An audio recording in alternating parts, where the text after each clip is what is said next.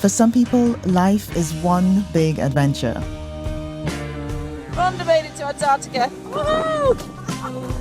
But it takes a special kind of person to come back from the brink and achieve something extraordinary. There's not many people from where she was at the lowest to come back to where she is now.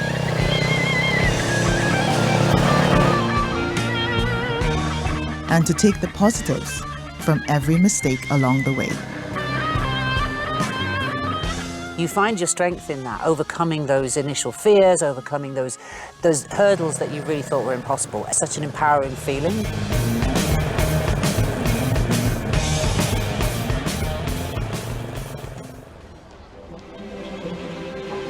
Millions of people living their lives. People we pass in the street and barely even notice. But in those crowds are ordinary men and women with extraordinary stories to tell. Stories of heroism and hope, of beating the odds and blazing a trail. Those moments of chance that change lives forever. In this series, I'll be traveling across the country, coming face to face with people you may never have met, but whose experiences you'll never forget. These are Welsh lives.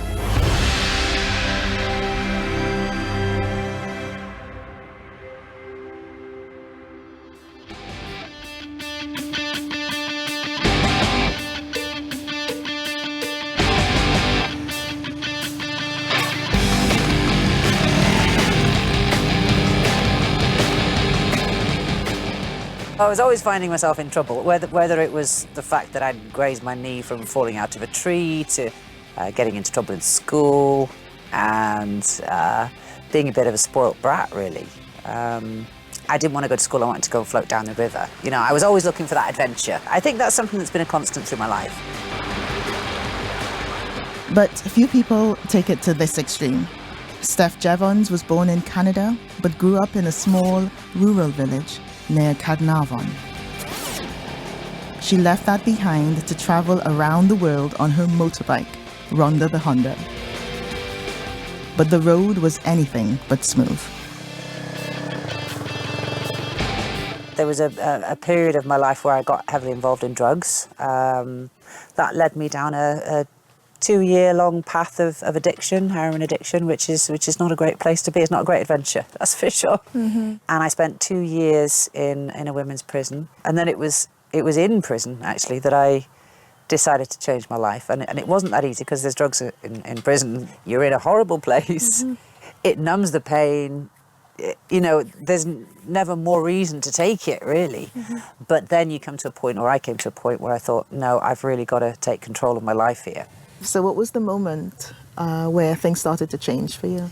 There was a moment in my cell one evening when I was looking out the window and I saw a tree, which was actually an oak tree, I think. But to me, in my mind, I saw it as a baobab tree. And I imagined myself there, imagined a lion sort of dozing in its branches. And I said to myself, you know what, I need to change my life. I need to take control of my life. I want to go and travel. And I'm going to go and find me that baobab tree. So I started using my time to retrain. So I started doing business administration. I learned to touch type in prison, and I'm very good at it because I had a lot of time to practice. After that, I got out and I got a job, but there was always that baobab-shaped itch that needed scratching. It took Steph 20 years to realize her dream. But in 2014, days before her 39th birthday, she set off to ride on all 7 continents. 74,000 miles and 54 countries later, she became the first person ever to complete this challenge. I've never been abroad on my own before. I'm not that good a rider, you know. I'm no mechanic, I don't speak any of the languages.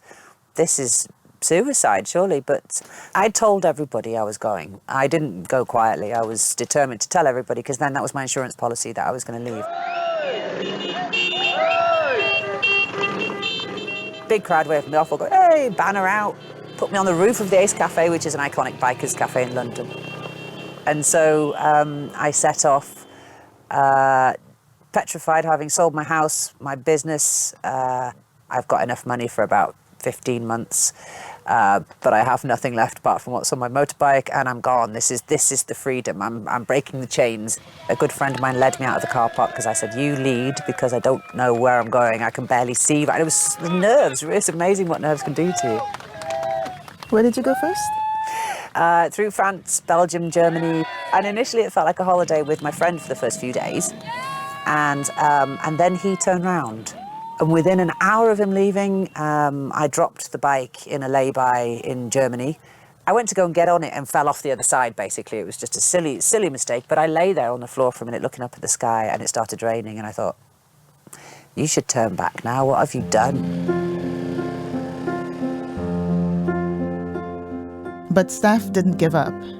She made this her way of life for the next 4 years, learning along the way, relying on good luck and the kindness of strangers.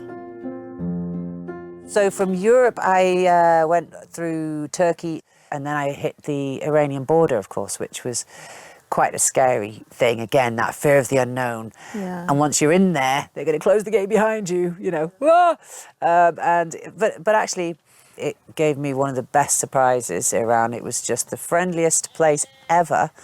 The most dangerous thing is people wanting to hand you water at 60 miles an hour as they pass you on the road, you know. I got so comfortable with the country that I followed people home who were shouting Nescafe through their car window. Followed them home, they'd feed me, look after me, offer me a bed for the night. It was a great place for a solo woman to travel. It really is. People look after you. Music to the ears of the parents who, having seen Steph go through so much, helped her prepare to leave Wales behind. Her dad, Peter, helped her fix up the bike and plan the route. With Steph, she'll say, well, I sort of kind of might like to do that. And it kind of builds on that. And after a while, you realise that that's what's going to happen. More or less, the first we knew was, oh, Mum, Dad, could you look after my dog for a while? I'm going to go around the world on my motorbike. Steph was the first person to make this journey completely unsupported. A worrying prospect for any parent, but as bikers themselves, they understood her need to take off on two wheels. I did claim some boasting rights, you know. My daughter's going around the world on a CRF 250, you know. And yeah, bit of reflected glory. As a parent, you're a little bit scary because, of course, she was setting off into the unknown. We didn't worry too much about her while she was away because I knew she was capable of a lot of things, and she's turned herself totally around and is now brilliant.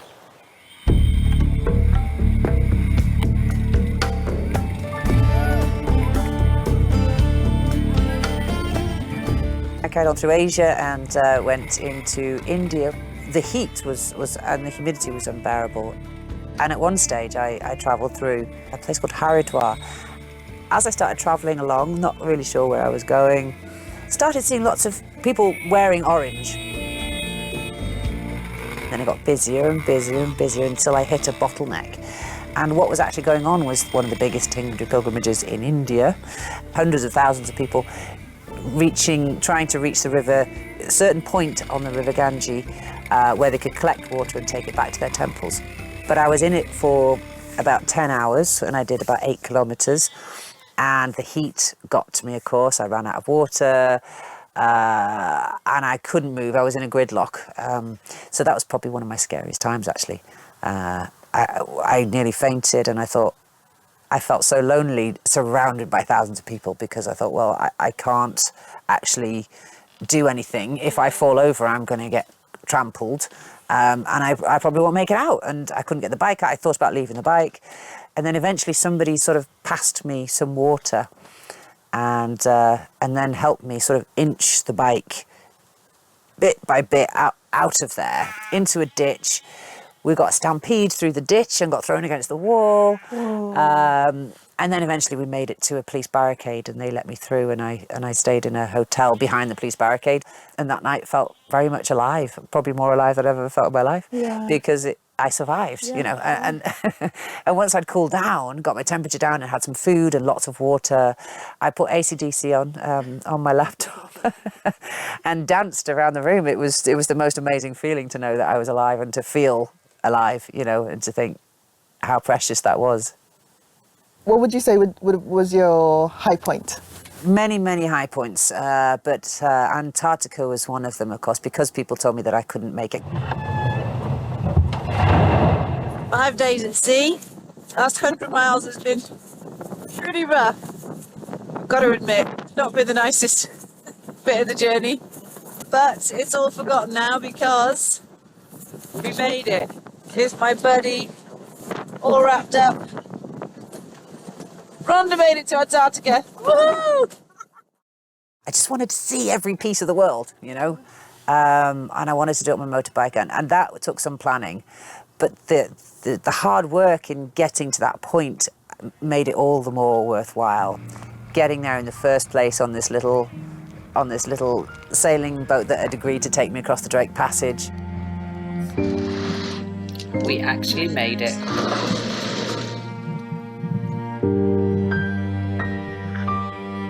And boy, did it feel good.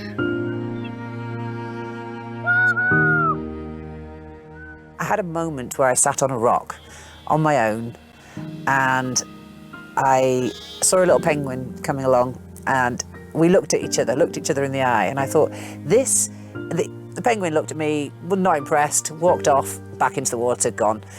Probably never gave me a second thought, because that penguin is living in the moment.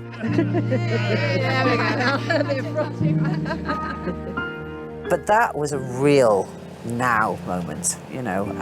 I couldn't have been happier at that moment in time. And I felt like I could do anything.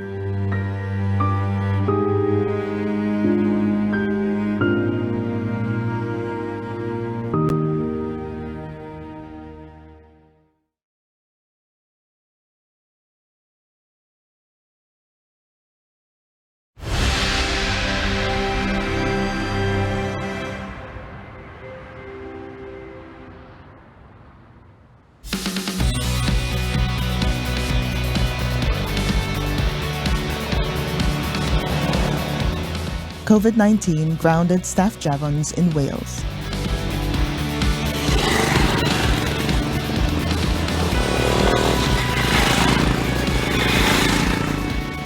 Stay sat!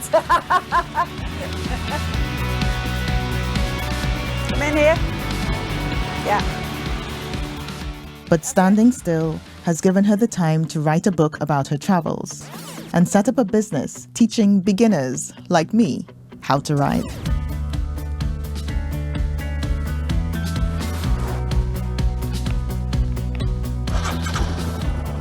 I want you to accelerate a tiny bit. Okay, in fact, hold that in and accelerate a bit more. Just give it a rev.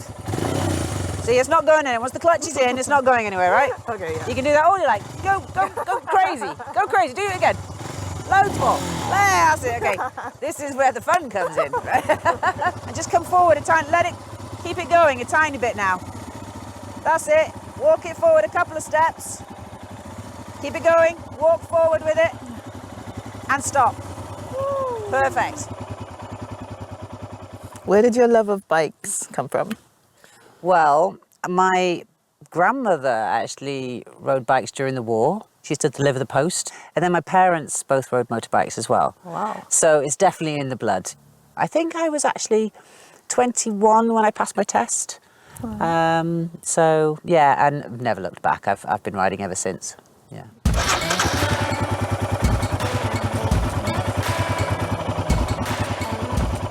There you go. Okay. So remember where the centre of balance is. Get your nice balance. Feel strong on your bike. Okay, a little bit of throttle. Clutch out gently, gently, gently. There are many, many times when you're learning or you're doing an adventure and you're going, never again, never again. You get to the end and you go, wow, and you have that buzz of, I really want to do it again now. You find your strength in that, overcoming those initial fears, overcoming those hurdles that you really thought were impossible, initially do feel impossible. And I've been through that so many times myself that I know it's such an empowering feeling to get over that and to get through it. And it gives you a strength for all walks, for everything you do in life. So for me, it's a great pleasure to try and share that and encourage people to find something in the sport that I absolutely love. Even that short session I had with you, Yeah. you know, I can feel where I need to work on myself, Yes. like as an individual in terms of confidence and all of that. You have to question a lot about yourself initially. And I think often it starts off with that, oh, I'm rubbish, I can't do this, until you get over, and like I said, you get over that and you overcome, and then you think, oh, if I can do that, maybe I can do this.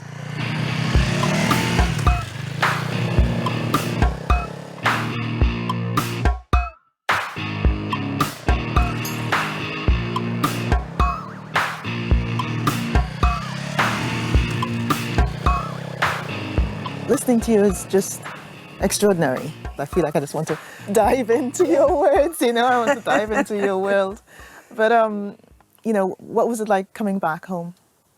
When I first came back, I didn't want to put roots down because that felt like too permanent. And I'd found this freedom and I was scared of losing it. So, but then after a few weeks of celebrating and talking about my stories, and then I woke up one morning and went, hang on a minute, this blank canvas isn't looking so appealing anymore. I don't have a point on the map that I'm aiming for anymore. I don't have a focus anymore.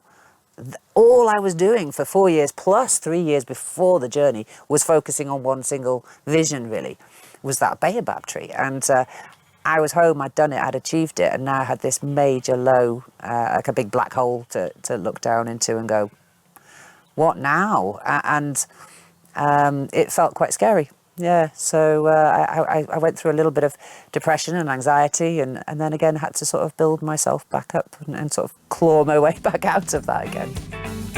But Steph wasn't done with adventures.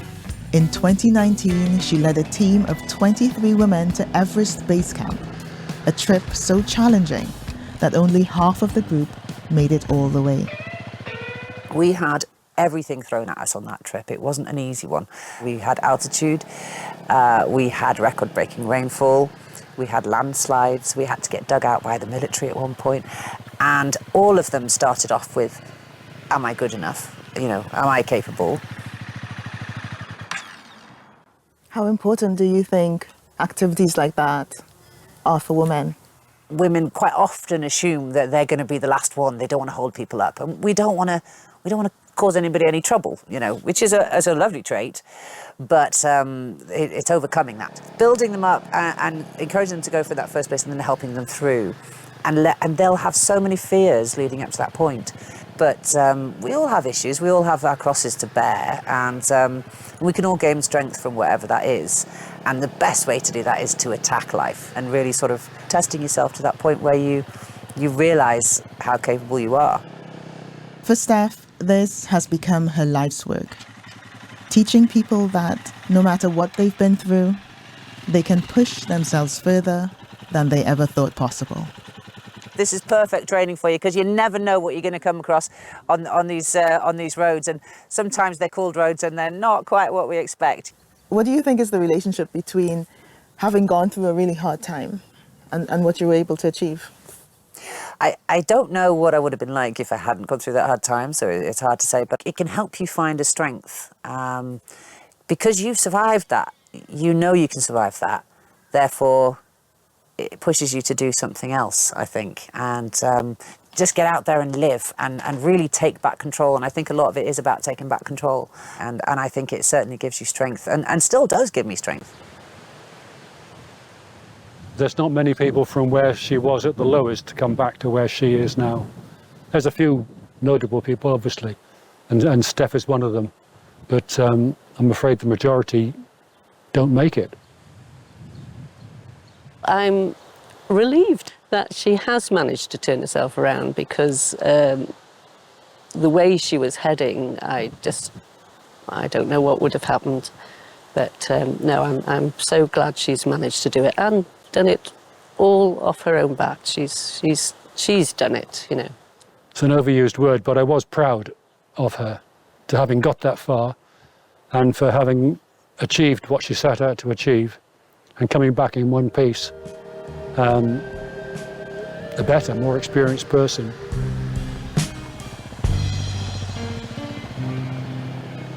Happiness isn't a place that you find and then you stay there, you know. You find it, you stay there for a while if you're lucky, and then you drop out of it again. And for me, to have a beige life where you're just, you know, you just sort of the same all the time, even if it's at a level of happiness, I don't think I like that. I think I'd rather be up and down, you know, because with those lows come really cool highs that I wouldn't give up for the world. Where are you now? Well, I'm in a pretty good place now. I've set up my business, which is training other people to ride motorbikes and take them on experiences and weekends and on and off-road, and in one of my favourite countries in the world, which is Wales. You became a grandma when you were... Yes, I did. When I was in Iran. In fact, one of the headlines was Gran in Iran. But yeah, I had my son quite young, and my son was in his early 20s when he had his daughter. She's now just turned 7, and she's got a lot of character, a lot of energy. I wonder where she got that from. And I can't wait to get her on a motorbike. So that's the next adventure. That's the next adventure, getting the granddaughter on the bike. Yeah. I look forward to that one.